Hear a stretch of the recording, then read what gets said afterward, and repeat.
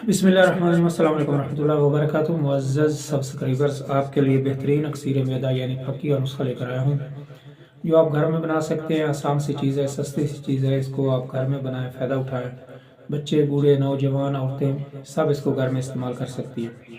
तो इसमें आपने क्या लेना है, करिनफल आपने ले लेना है, पुदीना आपने ले लेना है, इलायची, खोर्द इलायची, कलां, कचूर, सांगदाना, मुर्ग, नौशादर, गुलसुर्ख, सना, मक्की, कलवंजी, अनारदाना, फिलफिल दराज, चार, अजवाइन, ये आपने 30-30 ग्राम ले लेने। काफूर, 7 लुबान, ये आपने 10-10 ग्राम ले लेने। 7 पुदीना, 7 अजवाइन, ये आपने 5-5 ग्राम ले लेने। तो इन सारी चीज़ों को आपने बारीक कर लेना है, बारीक करके मिक्स कर लेनी है, किसी डिबिया में पाकर रख लेनी है। तो छोटा जो चम्मच होता है, ये आधा चम्मच सुबह, दोपहर, शाम ग़िज़ा के बाद ये आपने इस्तेमाल करना है। अगर बच्चे छोटे हैं तो उनको आपने तिहाई चम्मच देना है, तो बड़ों के लिए छोटा चम्मच। और अगर कब्ज़ ज़्यादा है तो आप छोटा चम्मच, जो बड़ा मुकम्मल चम्मच है, वो भी आप ले सकते हैं।